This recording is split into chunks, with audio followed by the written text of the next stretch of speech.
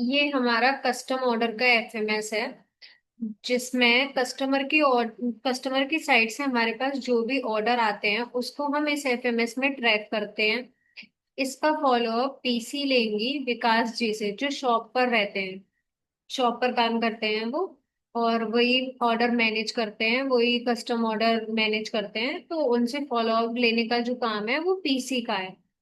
मैं सबसे पहले इसमें ये बताना चाहती हूँ, ये जो डेटा है, ये वाला साइड में जो डेटा है लेफ्ट हैंड साइड में, customer and giving order, what में, हु में, विकास, how, written in notebook, whenever needed. ये जो है ये विकास जी एक फॉर्म फिल करते हैं। उसमें वो आ, उसमें वो कस्टमर का नेम या फिर फर्म नेम डालते हैं, उसके बाद मेल्टिंग डालते हैं, उसके बाद सप्लायर नेम, मतलब जो हमारे यहाँ पर सप्लायर हैं जो बनाते हैं वो, प्रोडक्ट टाइप डालते हैं, लीड टाइम डालते हैं। लीड टाइम मतलब उनको टोटल कितना टाइम में वो ऑर्डर सप्लायर की साइड से मिल जाए। और इमेज, जैसे यहाँ पर ये इमेज डाली गई है तो ये इमेज डालते हैं। ये डेटा हमारा फॉर्म के थ्रू आता है। इसके बाद में जो काम स्टार्ट होता है वो होता है पीसी का, कि पीसी को किस तरीके से मैनेज करना है। अब जैसे हमने एक ऑर्डर ले लिया, ये जो 9/7 को लगा था, 1:52 पे, ऑर्डर नंबर 46, संजय पोरसा। इनका 20 कैरेट का ऑर्डर है मंगलसूत्र का, जिसमें लीड टाइम दिया गया है 6 दिन का, मतलब सप्लायर ने बोला होगा कि वो 6 दिन में इसको कंप्लीट करके दे। तो अब पीसी इसको कैसे ट्रैक करेंगी, मैं ये बता रही हूँ। तो सबसे पहला स्टेप है process order and confirming lead time from the supplier, जो कि विकास जी करते हैं। तो जब जैसे ही कोई ऑर्डर फिल होगा, मैं आपको एक फॉर्म फिल करके दिखा देती हूँ, उसके अकॉर्डिंग हम इसको मैनेज करते हैं। किस तरीके से मतलब ये मैनेज होता है मैं ये बता रही हूँ। जैसे मैंने यहाँ पर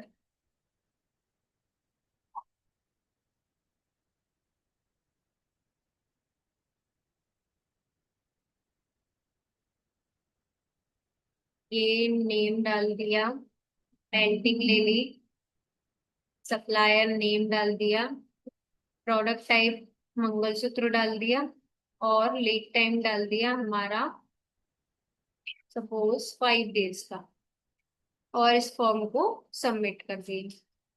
सबमिट करने के बाद, अभी मैंने इसमें इमेज नहीं डाला था इसलिए मैंने डायरेक्ट फॉर्म सबमिट कर दिया। अब हम इसको ट्रैक करेंगे। तो जैसे अगर आप एक चीज देखें, ये 12:18 पर ऑर्डर लगा है। यहाँ पर जो टैट डला हुआ है, टैट का मतलब होता है कि ये जो स्टेप 1 है, ये 1 घंटे के अंदर, यहाँ पर टाइमिंग भी डली है, ये 1 घंटे के अंदर कंप्लीट होना चाहिए। तो ये कब होना चाहिए, 12:18 पर अगर ऑर्डर लगा है तो ये 1:18 पर कंप्लीट होना चाहिए। ये कंप्लीट होने के बाद, मतलब जैसे ही उन्होंने ऑर्डर लगाया, ऑर्डर लगाने के बाद वो सप्लायर से लीड टाइम पूछ लेते हैं, उनको लीड टाइम यहाँ पर पता होता है। यहाँ पर जब वो फॉर्म फिल करते हैं तभी उनको लीड टाइम पता चल जाता है। बट ये स्टेप हमने इसलिए डाला है क्योंकि वो फॉर्म फिल करने के बाद ही उनको पता चलेगा कि मतलब फॉर्म, जैसे जब वो पहले बात कर लेंगे तभी वो फॉर्म फिल करेंगे। तो 1 घंटे का हमने यहाँ पर टेट डाल दिया। जैसे ही ये डन हो जाता है, मतलब उन्होंने जो सप्लायर को सेंड कर दिया है, कंफर्म कर दिया है लीड टाइम, तो वो इसको डन कर देंगे। जैसे ही वो इसको डन कर देंगे, यहाँ पर जो टाइम डिले आ रहा था वो यहाँ से हट जाएगा, मतलब वो टाइम डिले नहीं था, वो टाइमिंग चल रही थी। जब भी टाइम डिले आएगा तो ये इस तरीके से शो होने लगेगा। और ये इस तरीके से शो होने के साथ में, अगर टाइम डिले आ रहा है तो वो हमको ऐसे शो होगा, ये जो येलो में शो हो रहा है, मतलब ये कोई टास्क था वो कंप्लीट नहीं हुआ, तो ये इतने टाइम डिले में शो हो रहा है। अब अगर मैं इसको यहाँ से डन कर देती हूँ, सपोज जैसे ही मैंने इसको डन किया तो ये हमको रेड में शो होने लगा। इसका मतलब है कि ये जो प्रोसेस थी ये इतने टाइम लेट हुई है, ये हमको ये बताने का काम करता है। अब हम आ जाते हैं अपने उसी ऑर्डर पर। जो हमने लगाया था अभी, इसको लगाने के बाद फॉलो अप सेकंड, हमारा जो स्टेप है वो है follow up with the supplier. जैसे ही follow up with the supplier 1 day before the expected delivery date. इसका मतलब है कि अगर हमारा ऑर्डर जैसे 13 को लगा था, हमने लीड टाइम 5 दिन का लिया था, तो इसका मतलब हमारा जो ऑर्डर है वो 18 को जाएगा।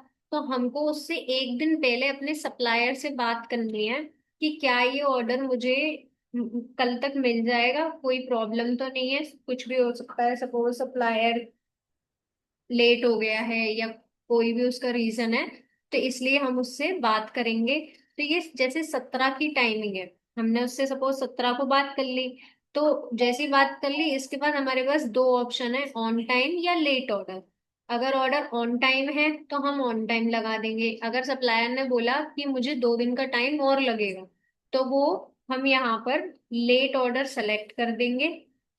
लेट ऑर्डर सेलेक्ट करने के बाद जैसे ही लेट ऑर्डर हमने सेलेक्ट किया, हमारा डेटा चला जाएगा स्टेप नंबर 3 में। और अगर हम इसको ऑन टाइम सेलेक्ट करते, जैसे अगर हम इसको ऑन टाइम सेलेक्ट करते, तो जो हमारा डेटा जाता वो चला, मतलब जो नीड्स बिक जाती वो चली जाती स्टेप नंबर 4 में।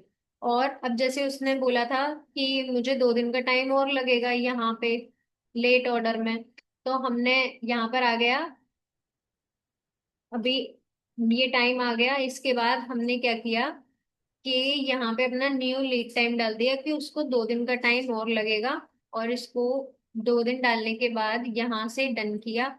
जैसे ही हम इसको डन कर देते हैं, तो जो हमारा टाइम है वो हमको ये पता चल गया कि मतलब ये डन हो गया है हमसे। जैसे ही हमने इसको डन किया, तो अब जो हमारा स्टेप नंबर 4 है, if order is delivered done from supplier side, वो हो गया 20। मतलब पहले तो हमें 18 को ऑर्डर देना था, बट अब 2 दिन का हमने लेट टाइम बढ़ा दिया, तो ये ऑटोमेटिक 20 हो गया। ये होने के बाद हाँ, ये इस तरीके से मतलब प्रोसेस करेगा। ये प्रोसेस करने के बाद अब आप जैसे देखें कि ये 11 को डिलीवरी होनी थी, बट ये 11 को नहीं हुई है अभी तक, और ये लेट चल रहा है, ये लेट चल रहा है। तो ये लेट, ये हमको येलो यही शो करा रहा है कि ये ऑर्डर अभी लेट है। मतलब इस, अभी ये डन भी नहीं हुआ है, और ये लेट में भी चल रहा है। अगर ऑर्डर अभी जैसे हमारे पास टाइम है, आज 20 को हमको ये देना और आज 13 है, तो ये हमको माइनस टाइम दिखा रहा है। माइनस टाइम मतलब अभी हमारे पास इतना टाइम इस ऑर्डर को कंप्लीट करने के लिए है। अब जैसे हमने, ये हमारा डन हो गया, हमने डन कर दिया, अगर नहीं हुआ है तो हम इसको सिर्फ हमें डन ही करना है। इसके बाद सप्लायर की साइड से माल आ गया, माल आने के बाद चेक होगा, क्यू एंड क्यू चेक होगा। जैसे ही ऑर्डर आएगा, क्यू एंड क्यू मतलब क्वालिटी एंड क्वांटिटी चेक होगी माल की। वो कब होगी? 1 घंटे के अंदर, मतलब जब माल हमारे पास सप्लायर की साइड से आ जाएगा, उसके 1 घंटे के अंदर क्वालिटी एंड क्वांटिटी चेक होगी, उसी तारीख को जिस दिन माल आया है। अब जैसे मैंने ये आज के लिए मैंने डन किया है, अभी एट टाइम मैंने डन किया है, इसलिए ये 13 ही शो हो रहा है। तो हमारे पास जैसे माल की क्वालिटी क्वांटिटी अगर ओके है, तो वो ओके जैसे ही होगा, यहाँ से डेटा, मतलब यहाँ से जो टाइमिंग है वो हटके डायरेक्ट चली जाएगी हमारे स्टेप नंबर 7 पे, जिसमें हॉलमार्क के लिए चली जाएगी। हॉलमार्क और inform customer about received and ask for pickup. इस तरीके से ये वर्क करेगा। मैं इसका प्रोसेस और अच्छे से आपको समझाती हूँ। सपोज यहाँ पर हमारे पास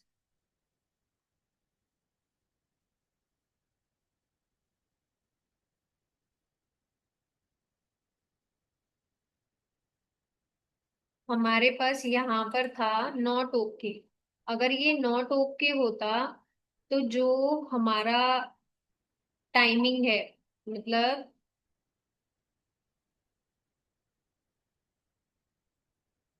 नॉट ओके अगर ये हुआ, तो ये डायरेक्ट हमारा 13 से, यहाँ पर तो एक्चुअल टाइम फिल हो गया। अब अगर ये नॉट ओके हमने सेलेक्ट किया, तो ये चला जाएगा हमारे if not okay return product to supplier, inform customer about next delivery schedule, step number 6 पे। और अगर ये ओके होगा, तो ये चला जाएगा हॉलमार्क वाले स्टेप पर, स्टेप नंबर 7 पर और स्टेप नंबर 8 पर। इस तरीके से ओवरऑल जो प्रोसेस है वो इसकी है। और पीसी का जो मेन काम है, पीसी का जो फोकस एरिया रहेगा वो हमेशा येलो वाले टाइम पर रहेगा। मतलब फोकस तो उसका पूरे एफएमएस पर रहेगा, कोई भी जो ऑर्डर है वो किस टाइम पर कैसे चल रहा है, कोई लेट तो नहीं हो रहा है। अगर लेट हो रहा है तो वो सप्लाई उससे हमारे विकास जी जो है उनसे बात करेंगी कि सर इसमें कोई इश्यू है क्या, मतलब ये क्यों नहीं अभी हुआ है। बट उनका जो मेन फोकस रहेगा वो इस येलो वाले टाइमिंग को देखेंगे, मतलब येलो कलर में जो टाइमिंग आ रही है उसके अकॉर्डिंग वो फॉलो अप करेंगी। ये येलो का टाइमिंग का मतलब है कि अभी वो काम इतना लेट चल रहा है, अभी हुआ नहीं। तो ये ओवरऑल प्रोसेस था इस एफएमएस का। Thank you.